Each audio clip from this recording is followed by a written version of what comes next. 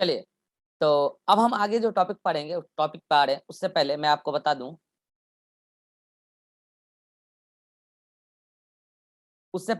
बता दूं कि स्टडी ऑफ सॉइल, कल मैंने आपको बोला था स्टडी ऑफ सॉइल क्या कराता है। ठीक, study of soil pedology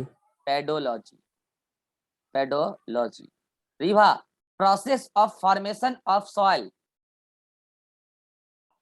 paedogenesis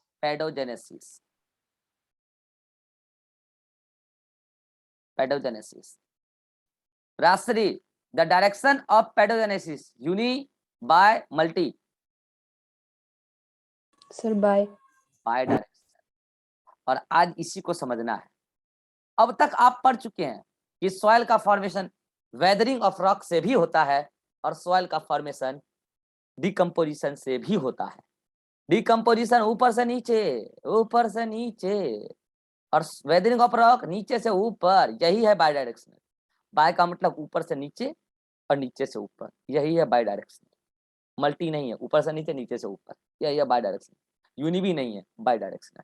ठीक, अब इस दौरान ये जो बाय डायरेक्शनल फॉर्मेशन हो रहा है, इस दौरान जब आप किसी भी एरिया में जाएंगे और वहां की मिट्टी को डीपली कट करके स्टडी करेंगे तो आपको वहां पे सॉइल की कई सारी लेयर देखने को मिलेगी। और सॉइल की कई सारी लेयर जो आपको देखने को मिल रही है, उस सारी लेयर को एक साथ मिलाकर सॉइल प्रोफाइल के नाम से जानते हैं। तो आज मैं आपको सॉइल प्रोफाइल पढ़ाने जा रहा हूँ। सॉइल प्रोफाइल तैयार करेंगे। आइए देखते हैं सॉइल प्रोफाइल में कितने लेयर हैं। ठीक है, आप सभी बता देना। मुझे बताओ, जब आप किसी जंगल में गए तो सबसे नीचे आपको पता है, अगर आप कट करोगे तो सबसे नीचे जब जाओगे तो आपको वहां क्या देखने को मिलेगा? चट्टान। और क्या? यह है चट्टान। बताओ, ये चट्टान के बड़े बड़े टुकड़े हैं, ये अनवेदर्ड हैं या पार्शियली वेदर्ड है या कंप्लीटली वेदर्ड है? बताओ। अनवेदर्ड रॉक, इसका अभी वेदरिंग नहीं हुआ है, यह है अनवेदर्ड रॉक। लेकिन आपको पता है इसका वेदरिंग कंटिन्यू तो होगा ना, तो इससे छोटे छोटे टुकड़े उसके कंपैरिजन में, उससे छोटे छोटे टुकड़े जब आप देखोगे तो बताओ वो क्या है? अनवेदर्ड, पार्शियली वेदर्ड या कंप्लीटली वेदर्ड? पार्शियली वेदर्ड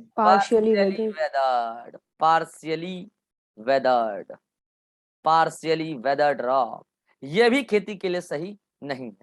अब मुझे बताओ, इसके ऊपर जब आप जाओगे तो इसके ऊपर जो आपको एकदम फाइन मटेरियल दिख रहा है, जो इस वेदरिंग ऑफ रॉक से ही बना है, एकदम फाइन फाइन पार्टिकल आपको दिख रहा है, क्या आप इसको फाइन सैंड पार्टिकल बोलोगे? यस और नो?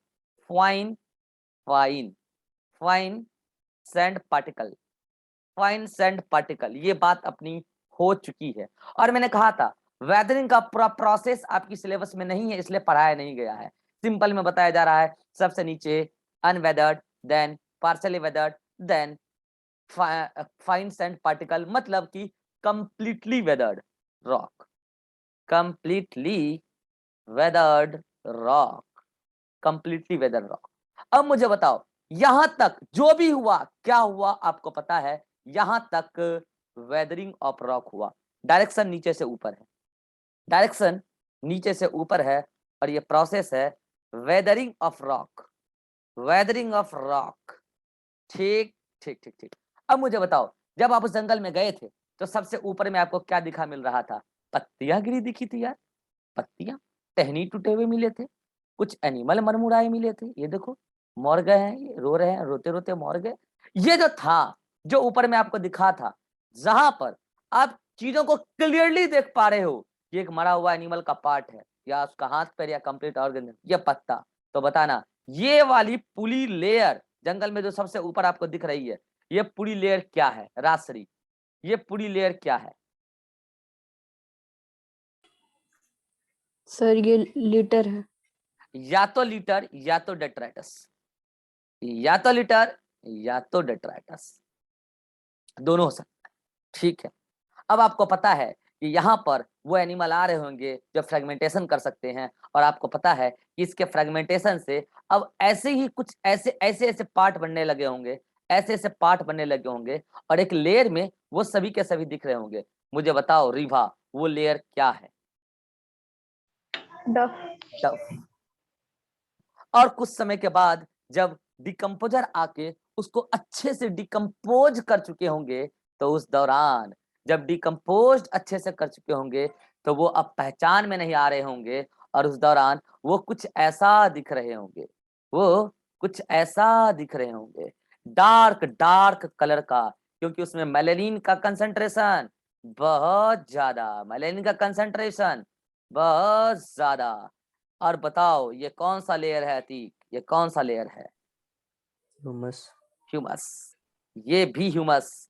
लेकिन एक बात बताओ, क्या इस ह्यूमस में मिनरल होगा? हाँ बिल्कुल होगा, इनऑर्गेनिक मिनरल, ऑर्गेनिक कंपाउंड भी होगा। मुझे बताओ, आपको तो पता है ना, लिचिंग में ऊपर से मटेरियल जब नीचे जाता है, ऑर्गेनिक भी जाता है, इनऑर्गेनिक भी जाता है, लेकिन इनऑर्गेनिक मिनरल्स खूब सारे जा रहे हैं, और वो बह बह के यहाँ सैंड रॉक पार्टिकल तक जा रहे हैं, यहाँ सैंड रॉक पार्टिकल तक जा रहे हैं, क्योंकि वहां तक सैंड है। नाउ इस दौरान ऑर्गेनिक मैटर भी नीचे फ्लो किया है, ये देखो ऑर्गेनिक मैटर भी नीचे फ्लो किया है। तो मुझे बताओ, क्या ये भी ह्यूमस? हाँ हाँ, ये भी ह्यूमस। बट मुझे बताओ, इसमें से कौन डार्क? अरे ये डार्क होगा यार, क्योंकि वहां ऑर्गेनिक कंपाउंड ज्यादा है जिसमें मेलेनिन है। और कौन लाइट? ये लाइट होगा यार, क्योंकि वहां मेलेनिन पिगमेंट ज्यादा नहीं है, क्योंकि वहां ऑर्गेनिक कंपाउंड बह बह के छन छन के आया है। लेकिन मुझे बताना, अगर मैं बात करूं, ये वाला एक लेयर ह्यूमस डार्क, ये वाला एक लेयर ह्यूमस लाइट, और उसके नीचे फाइन सैंड पार्टिकल, इन तीनों में मिनरल सबसे ज्यादा कहां? सोच समझ के जवाब देना, सही देना। इन तीनों लेयर में मिनरल सबसे ज्यादा कहां? फाइन सैंड डार्क वाले पार्टिकल। में। कारण कौन बताना चाहेगा? जवाब सही है, यहां सबसे ज्यादा सर मिनरल। ह्यूमस में। अच्छा, ये ह्यूमस है? नहीं, ये ह्यूमस तो नो नहीं। क्योंकि सर सर इसमें इसमें लीचिंग होके आया है, और जो लीचिंग, रॉक वेदर हुआ। बहुत बढ़िया, यहां दोनों तरफ से आया है मिनरल, लीचिंग से भी आया है, ये डायरेक्शन लीचिंग का है, लीचिंग से भी मिनरल आया है, और वेदरिंग ऑफ रॉक से भी मिनरल आया है। वो मिनरल कैल्शियम है, वो मिनरल मैग्नीशियम है, फास्फोरस है, एटसेट्रा। ऊपर से भी नीचे और नीचे से भी ऊपर, क्योंकि fine sand particle completely weathered rock है, और ऊपर से भी नीचे आ रहा है मिनरल। मतलब मिनरल के मामले में सबसे ज्यादा कहां है मिनरल? फाइन सैंड पार्टिकल में मिनरल सबसे ज्यादा है। इसलिए किसानों को कहा जाता है खेत को थोड़ा जुतवाना चाहिए। क्यों जुतवाना चाहिए? क्योंकि जो मिनरल लीच होके नीचे चला गया है, वो फिर मिक्स होके थोड़ा ऊपर आएगा, तो बढ़िया होगा, खेती के लिए बढ़िया होगा। तो मुझे बताओ, इस दौरान अब आप कितने लेयर देखे? लेकिन अभी तक मुझे पहले एक बात बताओ, जो आपने यहां से यहां तक देखा, कहां से? लीटर, डफ, ह्यूमस डार्क वाला, लाइट वाला, और यहां ये वाला लाइट वाला तक, यहां तक जो भी चीजें हैं, ये जो प्रोसेस पूरी हुई है, ऊपर से नीचे हुई है, और ये प्रोसेस डीकम्पोजिशन का है, ये प्रोसेस डीकम्पोजिशन का है। और सुनना, एक बात कान खोल के सुन लेना, ये पूरा यहां से यहां तक, ये पूरा पेडोजेनेसिस है, ये पूरा पेडोजेनेसिस है। इसका मतलब ये बायडायरेक्शनल है, इसका मतलब ये बायडायरेक्शनल है। अब मुझे बताना, यहाँ पे कितनी प्रोफाइल तैयार हुई है? मैं आपके सामने आपको प्रोफाइल दिखा रहा हूं। First profile litter, second profile duff, third profile humus, humus dark वाला, देन ह्यूमस लाइट वाला, देन फाइन सैंड पार्टिकल जिसमें मिनरल हाईएस्ट है, then partially weathered particle, and then unweathered particle. सुनना ध्यान से, एक्चुअल में मिट्टी कहां से शुरू हुआ? हेलो, मिट्टी कहां से शुरू हुआ? ह्यूमस से, ह्यूमस से। इसीलिए यहां से नाम देना स्टार्ट किए ए लेयर। इन दोनों को ए बोलेंगे क्योंकि इसमें भी ह्यूमस, इसमें भी ह्यूमस, लेकिन एक को बोल देंगे A1 और एक को बोल देंगे A2। मामला सेट है।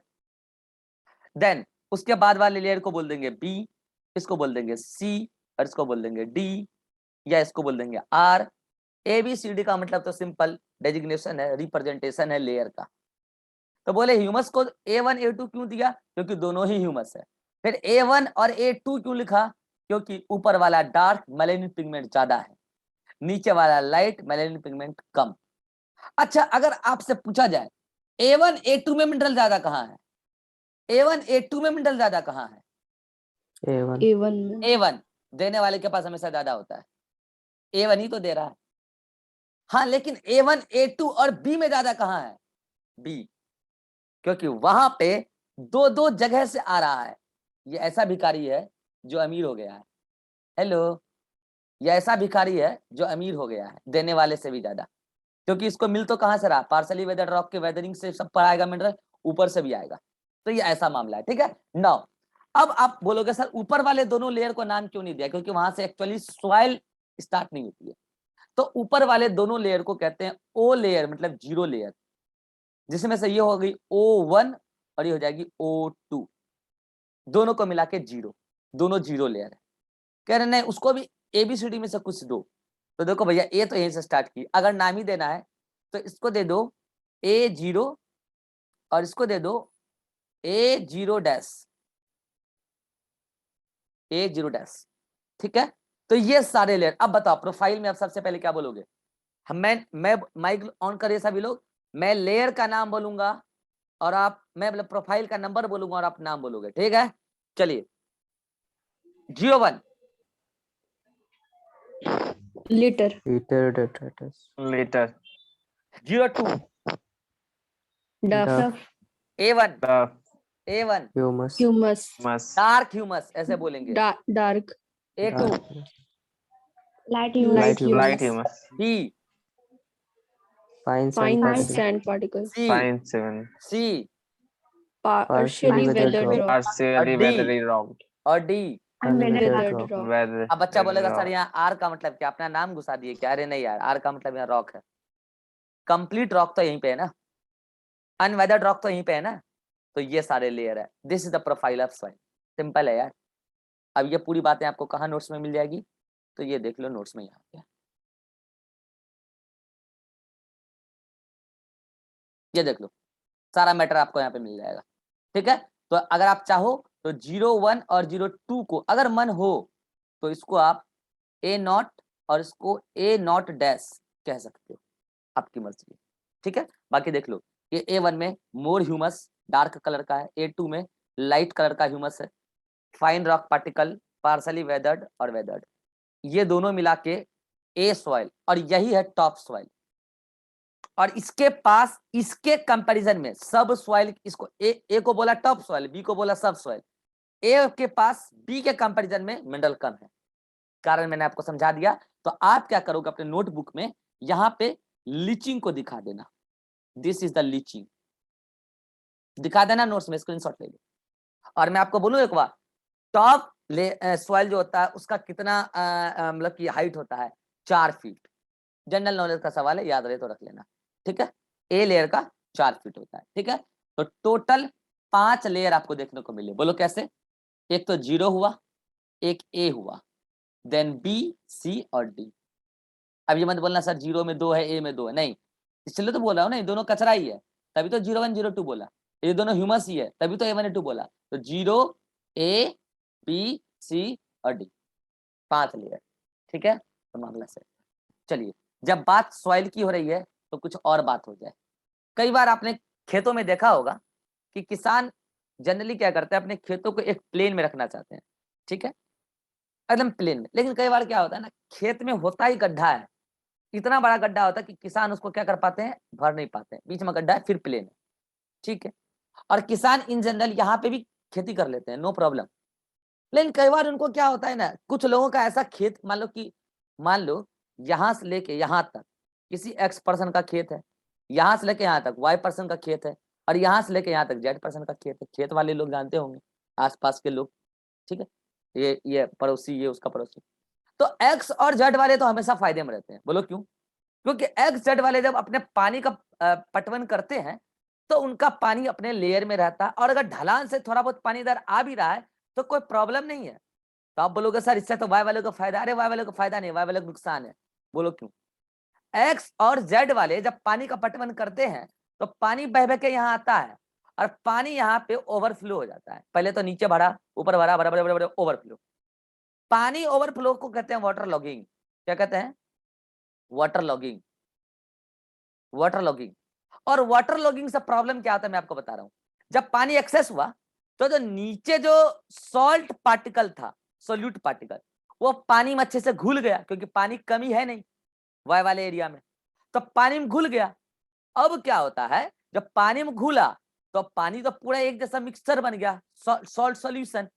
तो अब क्या होगा, कुछ दिनों के बाद पानी तो इवोपरेट हो जाएगा, पानी तो इवोपरेट हो जाएगा, लेकिन और वाटर जो अंदर एब्जॉर्ब होना का एब्जॉर्ब हो जाएगा, पानी बाकी इवोपरेट हो जाएगा। लेकिन सॉइल जो धरती के अंदर था वो तो धरती के ऊपर आ गया। अब इस वाई पर्सन को खेती में प्रॉब्लम होगा। बोलोगे क्या प्रॉब्लम सर, इस सॉल्ट से क्या प्रॉब्लम? तो सुनना, मान लो ये रूट की सेल है, और अगर रूट के सेल के बाहर सोल्यूट का कंसेंट्रेशन ज्यादा हो गया तो रूट के सेल से एक्सोऑस्मोसिस होने लगेगा और रूट की सेल मरने लगेगी और प्लांट मरने लगेगा, और वाई पर्सन को खेती में नुकसान हो जाएगा। और ये जो प्रॉब्लम है वाटर लॉगिंग की प्रॉब्लम, ये क्रिएट करती है सॉलिनिटी। और आपको पता है 1960 में जब ग्रीन रेवोल्यूशन आया था, मैं आपको ग्रीन रेवोल्यूशन पढ़ाऊंगा आगे, इकोलॉजी में भी है ये चीज। ग्रीन रेवोल्यूशन जब आया था, फायदा तो बहुत हुआ, क्वांटिटेटिव फायदा, प्रोडक्टिविटी बहुत बढ़ा, हाइब्रिड क्रॉप्स का बहुत इल्ड बढ़ा, लेकिन उससे नुकसान क्या हो गया, सॉलिनिटी का प्रॉब्लम पूरे इंडिया में आ गया।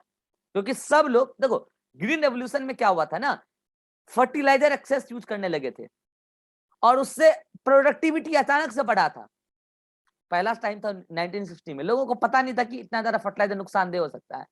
तो फर्टिलाइजर में क्या होता है, फर्टिलाइजर में क्या होता है, सॉल्ट ही तो होता है, पोटास होता है, कैल्शियम, ये सब अलग अलग होता है, ठीक है, सोडियम भी होता है। तो ये सॉल्ट ही तो देते हैं, इससे खेती तो अच्छी हो जाती है, मतलब यील्ड तो बढ़ जाता है। लेकिन इसकी वजह से क्या हुआ, लोग फर्टिलाइजर भी अच्छा दिए, पानी भी अच्छा दिए, उसकी वजह से सॉलिनिटी क्रिएट हो गया। और ये सॉलिनिटी वाटर लॉगिंग की वजह से आसानी से क्रिएट हो गया। कारण सॉइल में जो सॉल्ट था उतना गो में अगर वाटर लॉगिंग होता तो उतना नुकसान नहीं होता। लेकिन आप बाहर से उल्टा मिट्टी में जाके सॉल्ट मिलाए हो, खाद फर्टिलाइजर, तो और सॉल्ट बढ़ा दिया आप, ऊपर से वाटर लॉगिंग करा दिए, तो सारा फर्टिलाइजर ऊपर और खेती बढ़ने के बजाय कई सारा नुकसान हो गया। तो बाद में पता चला कि ग्रीन रेवोल्यूशन में जो फर्टिलाइजर एक्सेस यूज हो रहा है इसका नुकसान भी है। यह बात मैं आपको आगे इकोलॉजी में भी बताऊंगा, पोल्यूशन में, सॉइल पोल्यूशन में बताऊंगा, ठीक है। तो ये मैं बस अभी इतना ही बताना चाह रहा हूँ। जब बात सॉइल की आई है तो सॉइल से रिलेटेड एक प्रॉब्लम होता है सॉलिनिटी, और इससे प्लांट का डेथ हो जाता है। आंसर क्या होगा, ड्यू टू एक्सोऑस्मोसिस। एक्सोऑस्मोसिस, ये बात मैं आपको पहले भी बता चुका हूँ कि एक्सोऑस्मोसिस क्या होता है। बाहर सॉल्ट कंसेंट्रेशन ज्यादा, मतलब सोल्यूट ज्यादा, तो पानी का लॉस हो जाएगा। सिंपल सिंपल सी बात। तो बोलो बात समझ में आ गई। जब बात हो रही है तो एक टर्म और आपको मैं बता देता हूँ, टोपोग्राफी। मैं पहले भी बता चुका हूँ, टोपोग्राफी का मतलब होता है, देखो यार, अर्थ की तो सरफेस होती है। जैसे मान लो कि आप हवाई जहाज पर बैठ के अर्थ के सरफेस को देख रहे हैं, ये अर्थ है, तो आप यहाँ से अर्थ के सरफेस को देख रहे हैं। तो भाई देखो, अर्थ को आप जब ऊपर से देखोगे तब आपको गोल दिखेगा, अदरवाइज अर्थ तो आपको पूरा फ्लैटे महसूस होता है। लेकिन आपने ऊपर से देखा, यहाँ से यहाँ तक पूरे एक जैसे लोग रह रहे हैं, भारत के लोग हैं, इधर कोई अलग देश के लोग हैं, यहाँ कोई अलग देश के लोग हैं, देख रहे हो, देख रहे हो, एकदम फ्लैट लग रहा है कि नहीं। लेकिन अगर यहाँ से यहाँ तक एक के जैसा माहौल है तब तो कोई प्रॉब्लम नहीं है, तब तो यहाँ से यहाँ तक एक जैसा क्लाइमेट होगा। लेकिन मान लो यहाँ पे बीच में कोई पहाड़ आ गया, यहाँ पहाड़ आ गया, तो मुझे बताओ, इधर का माहौल, इधर का क्लाइमेट और इधर का क्लाइमेट एक जैसा नहीं हो सकता। इधर का क्लाइमेट 1, इधर का क्लाइमेट 2। तो टोपोग्राफी से जब क्लाइमेट बदलेगा, तो कल मैंने बताया है, क्लाइमेट से सॉइल का क्वालिटी बदलेगा, और सॉइल के क्वालिटी से वहां का बायोटिक फैक्टर बदलेगा, क्योंकि वेजिटेशन बदलेगा। तो एक टोपोग्राफी फाइनली आपके वेजिटेशन को अफेक्ट करती है, क्योंकि ये सॉइल कंपोजिशन को अफेक्ट करती है, क्योंकि ये क्लाइमेट को अफेक्ट करती है। बोलो बात सही है।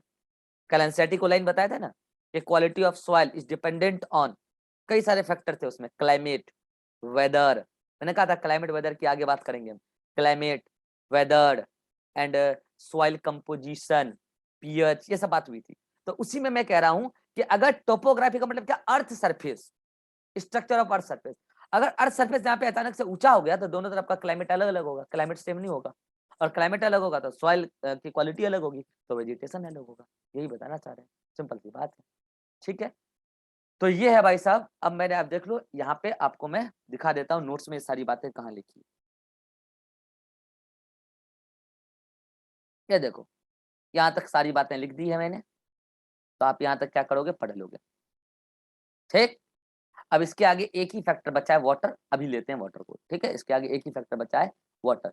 यहाँ तक आपकी सारी मैटर हो चुकी है, देख लो सारी बातें। मतलब अब आप याद करो। अच्छा, टोपोग्राफी यहाँ पे लिखा है लास्ट में, ये देख लेना।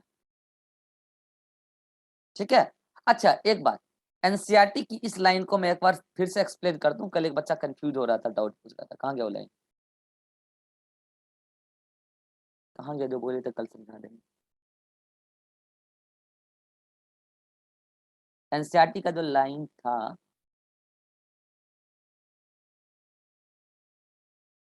कहाँ है जी वो जो लाइन, एक यहाँ पे होगा, इधर ही होगा, इधर ही होगा, इधर ही होगा, इधर इधर इधर, ये रहा। एनसीईआरटी के इस लाइन को एक्सप्लेन करना था फिर से। ठीक है, कर देते हैं।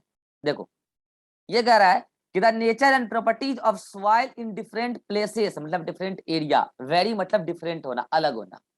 It is dependent on climate और वेदर। पहले इन दोनों को ले लो। क्लाइमेट और वेदर क्या होता है, इसमें हम डिटेल डिफरेंस देखेंगे आगे। बस यूं समझ लो, एटमॉस्फेयर का माहौल।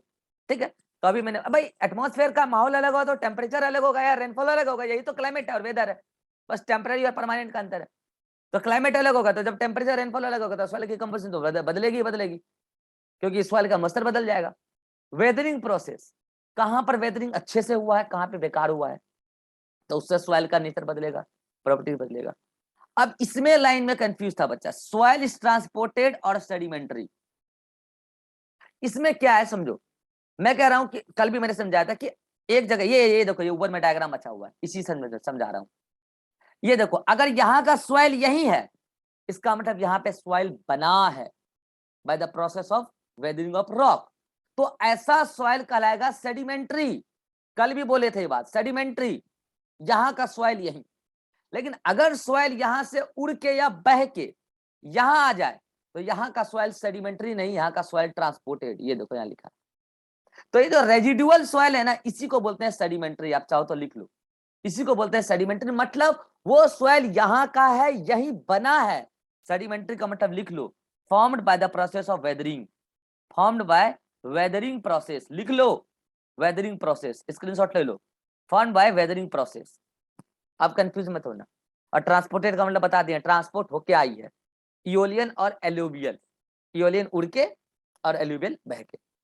एंड हाउ सॉइल डेवलपमेंट अकर, अब ये डिपेंड करता है कि जब सॉइल का डेवलपमेंट हो रहा है कितनी बार क्लाइमेट बदल गया, कितनी बार वेदर बदल गया, तो इस पे भी सॉइल का कंपोजिशन, सॉइल का नेचर एंड प्रॉपर्टीज डिपेंडेंट होता है।